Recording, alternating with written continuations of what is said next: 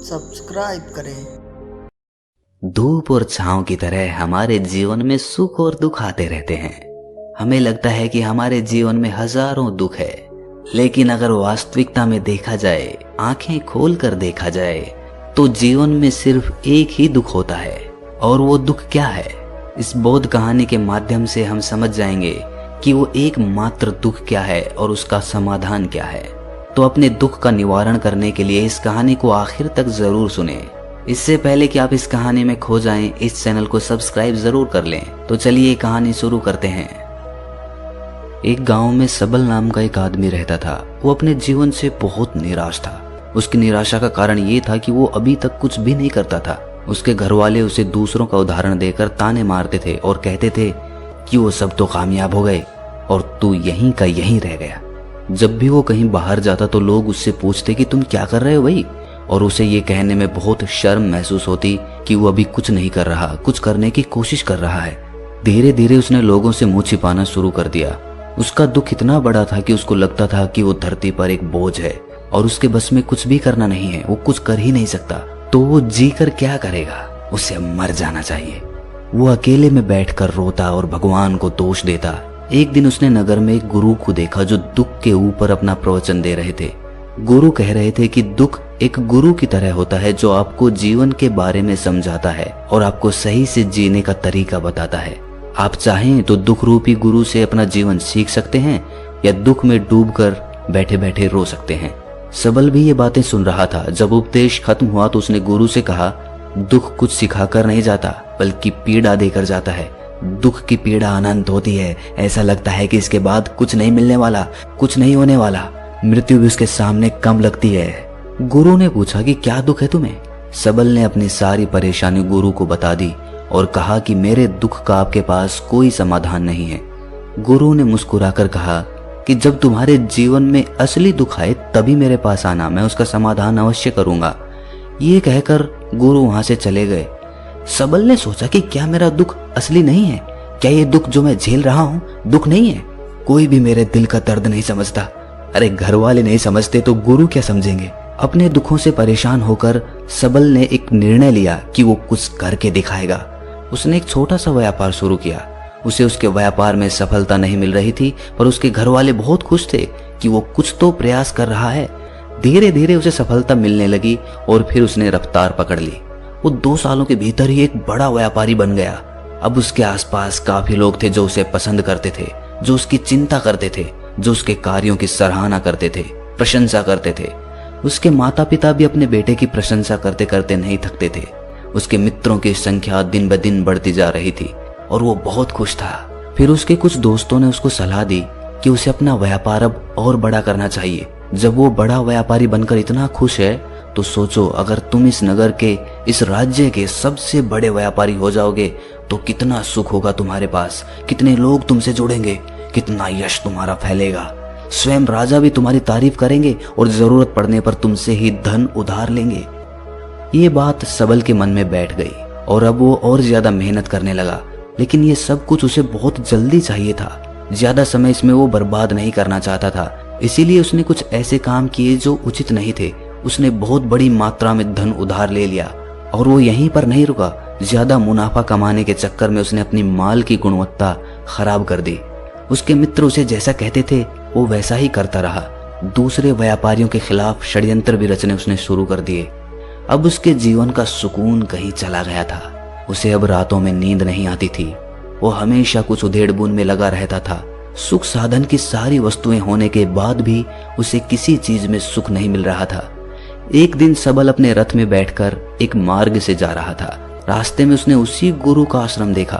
वो गुरु के पास पहुंचा और कहा, गुरुदेव, आपने कहा था कि असली दुख हो तो ही मेरे पास आना। मेरे जीवन में बहुत दुख है, मैं रात को सो भी नहीं पाता हूँ। सबल गुरु को अपनी सारी बात बताता है। गुरु ने कहा कि जब तुम पहली बार मिले थे तब भी तुम किसी दुख में थे। उस दुख से तुमने क्या सीखा? सबल ने कहा, मैंने सीखा कि केवल सोचने मात्र से कुछ नहीं होता। अपनी सोच को साकार करने के लिए कर्म करना पड़ता है और केवल कर्म करने से कुछ नहीं होता। कर्म को अंतिम पड़ाव तक ले जाना आवश्यक होता है। चाहे रास्ते में कितनी भी बाधाएं आए, कितनी भी निराशा आए, चाहे ऐसा क्यों ना लगे कि अब कुछ नहीं होगा, तब भी ये मानकर कि जो कार्य मैं कर रहा हूं मैं इसमें सफल होकर ही रहूंगा। कर्म करना चाहिए। लोग केवल सफल आदमी को ही महत्व देते हैं, बाकी चाहे कोई कितना भी अच्छा क्यों ना हो, इस दुनिया के लिए वो बोझ ही कहलाता है। गुरु मुस्कुराए और कहा, जब तुम्हारे जीवन में असली दुख आए तब मेरे पास आना, मैं उसका समाधान अवश्य करूंगा। सबल फिर से आश्चर्यचकित हो गया कि ये दुख क्या असली दुख नहीं है, असली दुख और होता क्या है। लेकिन उसने कुछ नहीं बोला। सबल ने गुरु को एक घड़ा भेंट किया जो सोने के सिक्कों से भरा था।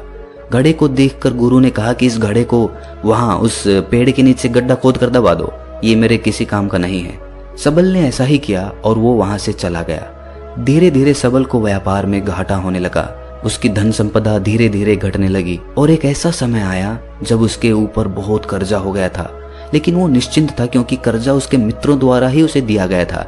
वो सोचता था कि उसके मित्र उसके बुरे समय में उसका साथ देंगे, पर ऐसा कुछ नहीं हुआ। सबसे पहले उसके मित्रों ने ही अपना उधार धन उससे मांगना शुरू कर दिया। ना देने पर जान से मारने की धमकी तक दी। उसके शुभ चिंतक, उसके चाहने वाले सब उससे दूर होते चले गए। उसके पिता उसकी गलतियों को उसे गिनवाने लगा। उसकी सारी संपत्ति नीलाम हो गई। उसके पास कुछ नहीं बचा। वो सड़क पर आ गया। उसने अपने पिता से सहायता मांगी। पिता ने कहा कि मेरे पास तो ये थोड़ी सी संपत्ति है, अगर मैं तुम्हें ये दे दूं तो मैं तुम्हारी माँ को कहाँ रखूंगा। हमारा सहारा यही संपत्ति है बेटा। उसके जीवन में बहुत गहरा दुख था। उसके आसपास कोई भी ऐसा नहीं था जो उसे संभाल सके। इस धोखे की वजह से वो टूट गया था। लगता था कि जीने का कोई मतलब नहीं है, मृत्यु ही एकमात्र सहारा है। वो मरने के लिए एक नदी की तरफ जा ही रहा था, तभी रास्ते में उसे याद आया कि गुरु ने कहा था कि जब उसके जीवन में असली दुख आए तो वो उनके पास आए और वो उसके दुख का समाधान कर देंगे। सबल गुरु के पास गया और उसने गुरु को सारी बात बताई और कहा कि मेरे दुख का समाधान कीजिए गुरुदेव। गुरु ने कहा कि जब तुम्हारे जीवन में असली दुख आए तभी मेरे पास आना, मैं उसका समाधान अवश्य कर दूंगा।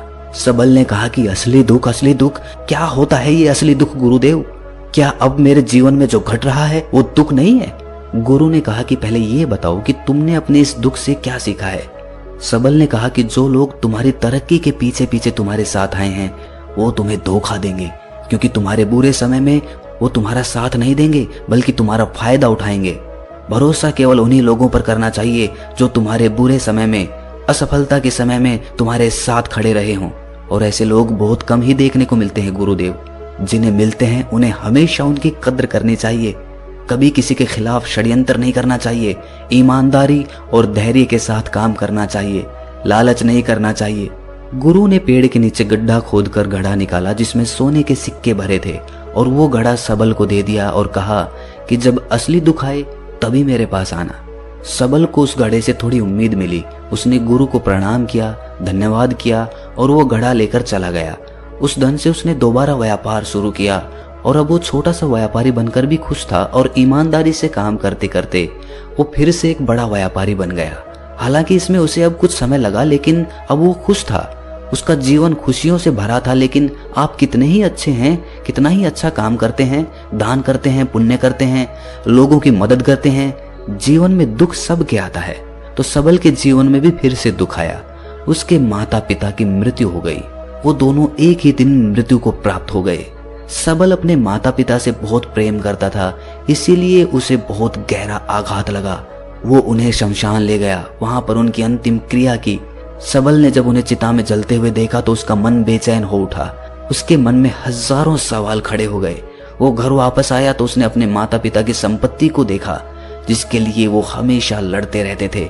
आज वो लावारिस की तरह पड़ी थी। उसकी देखरेख करने वाला, उसे देखने वाला कोई नहीं था। उसके पिता ने जो भी इकट्ठा किया था सब यहीं पर रह गया था। एक दिन पहले तक भी वो अपनी संपत्ति के लिए किसी से भी लड़ने के लिए तैयार थे, लेकिन आज सब कुछ खत्म हो चुका था। उसका मन बहुत बेचैन हो रहा था। लग रहा था जैसे कुछ खाली है, कुछ अकेलापन सा है, कुछ डर है, कुछ है जो समझ नहीं आ रहा। इसीलिए वो गुरु के पास पहुंचा। गुरु ने सबल को देखते ही कहा कि क्या कोई दुख है? सबल ने कहा कि जीवन में वैसे तो कोई दुख नहीं है गुरुदेव, सब ठीक ही है, सब सुखी हैं, पर आज मेरे माता पिता की मृत्यु हो गई और मेरा मन बहुत दुखी है। गुरु ने कहा कि इसमें दुखी होने वाली क्या बात है? एक दिन तो सबके प्रियजनों को मर जाना ही है। जीवित तो यहाँ कोई नहीं रहा और ना ही कोई रहेगा। तुम भी एक दिन मर जाओगे, हो सकता है कल, या कहो आज, या कहो तो अभी भी तुम मर सकते हो। सबल ने कहा कि गुरुदेव आप ये क्या कह रहे हैं, मैं भी मर जाऊंगा, अरे मैं तो अभी जवान हूं। गुरु ने कहा कि प्यारे, इस भ्रम में मत जीना कि मृत्यु बूढ़ों को ही आती है। बूढ़ों के सामने जवान भी मर जाते हैं, बच्चे मर जाते हैं। मृत्यु का किसी की उम्र से कोई लेना देना नहीं है। गुरु के मुख से ये बातें सुनकर सबल वहां से चुपचाप चला गया, पर उसका मन जैसे बेचैन हो गया था। वो कुछ खालीपन सा महसूस कर रहा था। दिन रात वो अपने बारे में ही सोचता रहता कि वो क्या कर रहा है, वो क्या है, क्यों है, कैसे है, हम क्या हैं, हम क्या करने आए हैं यहाँ पर। क्या बस चीजों का उपभोग करना और मर जाना ही जीवन का असली मतलब होता है? उसे कोई जवाब नहीं मिल रहा था और उसका दुख बढ़ता ही जा रहा था। कुछ दिन बाद वो वापस उसी गुरु के पास पहुंचा और गुरु को सारी बात बता दी। गुरु मुस्कुराए और गुरु ने कहा कि आज पहली बार तुम्हारे जीवन में असली दुख उत्पन्न हुआ है।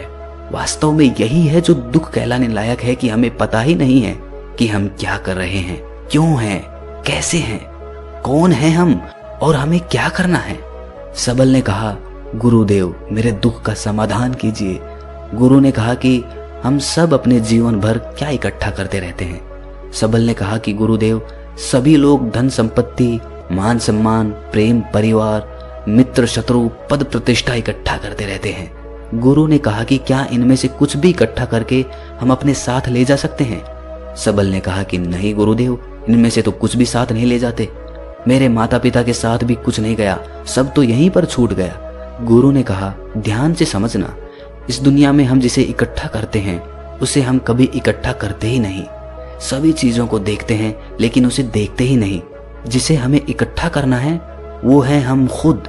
हमें इस दुनिया में अपने आप को इकट्ठा करना है ताकि जब हमारी मृत्यु हो तब हम एक हो सकें और अपने आप को पहचान सकें। हम बटे हुए हैं प्रेम में, नफरत में, क्रोध में, क्रूरता में, धन में, संपत्ति में, पद में, प्रतिष्ठा में, सम्मान में, पहचान में, धर्म में, जाति में, दूसरों को लूटने में और अपने आप को लुटाने में, और ऐसी ही हजारों लाखों वासनाओं में हम बटे पड़े हैं। हम टुकड़ों में जीवन जी रहे हैं। हमारी चेतना कभी भी एक नहीं हो पाती। हमारी ऊर्जा शक्ति बिखर गई है। इसीलिए हमारे पास इतना भी समय नहीं है या इतनी भी शक्ति नहीं है कि हम मुड़कर अपनी ओर देख सकें। वास्तव में लोग जिंदगी भर जिन्हें दुख दुख कहकर चिल्लाते रहते हैं और उनका समाधान खोजते रहते हैं, उन्हें उनका समाधान कभी मिलेगा ही नहीं, क्योंकि जिन्हें वो दुख कहते हैं वो दुख है ही नहीं। इसीलिए यहाँ किसी को कभी उनके दुख का समाधान नहीं मिलता। वो बस एक परिस्थिति से छूटकर दूसरी परिस्थिति में फंस जाते हैं। जैसे वो पहली समस्या में रो पड़ते थे वैसे ही वो दूसरी समस्या में रो पड़ते हैं। हमेशा ही एक समाधान नजर आता है, वो है मृत्यु, पर वो भी कोई समाधान नहीं है। इसीलिए इन सब का अगर परम समाधान चाहिए तो अपने आप को इकट्ठा करो, अपनी ऊर्जा को इस संसार से वापस खींचो, उसे एकत्रित करो, अपने ऊपर ध्यान दो, अपने पर ध्यान लगाओ। मृत्यु से पहले अपने आप को पहचान लो, ऐसे ही बिखरे हुए मत चले जाना। सबल ने कहा तो क्या गुरुदेव हमें ये संसार छोड़ देना चाहिए, अपनी इच्छाओं को मार देना चाहिए, धन संपत्ति इकट्ठी नहीं करनी चाहिए? क्या हमें यहाँ किसी से प्रेम भी नहीं करना चाहिए? गुरु ने कहा तुमसे इच्छाएं, कामनाएं और वासना ऐसे ही निकलती है जैसे पहाड़ से कोई पत्थर गिर रहा हो, जिस पर पहाड़ का कोई नियंत्रण ही नहीं है सिवाय देखने के और परेशान होने के। जब तुम एकत्रित हो जाते हो तब जो भी तुम करते हो वो सब नियंत्रण में रहता है, तब इच्छाएं भी तुम्हारी इच्छा से निकलती है। सबल ने कहा गुरुदेव आपने मेरे सच्चे दुख का निवारण कर दिया है, आपका बहुत आभारी हूँ। अब मैं अपने आप को एकत्रित करूंगा गुरुदेव। मानव शरीर में बहुत ऊर्जा है, बहुत शक्ति है, पर वो बेकार की चीजों में बंट कर रह गई है, व्यर्थ की चीजों में लगी रहती है। दोस्तों अक्सर हम ऊपर वाले से सवाल करते हैं कि हमारे जीवन में इतने दुख क्यों हैं। हम सभी के मन में ये सवाल उठता है और इसका जवाब है कि वो परमात्मा हमें उस परम दुख तक ले जाना चाहता है, उस सबसे बड़े दुख तक ले जाना चाहता है जहां पर हमें पता चल सके कि इंसानी आत्मा का असली दुख क्या है। और वो दुख है अपने आप को ना पहचान पाना, अपनी शक्तियों को ना पहचान पाना, अपने आप को इकट्ठा ना कर पाना, अपने आप पे नियंत्रण ना कर पाना। हमारे जीवन में यही दुख होता है, लेकिन इस दुख को ना देखकर हम सभी प्रकार के दुख देखते हैं, लेकिन इस दुख पर हमारा कभी ध्यान ही नहीं जाता। और वास्तव में होना ये चाहिए कि जब हमारे जीवन में दुख आते हैं तो हमारी सोच वहां पर जानी चाहिए कि मैं क्यों हूं, मैं क्या हूं। और जब ये एकमात्र दुख आपके जीवन में आपको नजर आता है, तब आप ध्यान की तरफ बढ़ते हैं, तब आप अपने आप को खोजने की तरफ चलते हैं। आपको ये कहानी कैसी लगी? आपको कहानी अच्छी लगी है तो कमेंट सेक्शन में हमें बताएं। चैनल को सब्सक्राइब कर दें।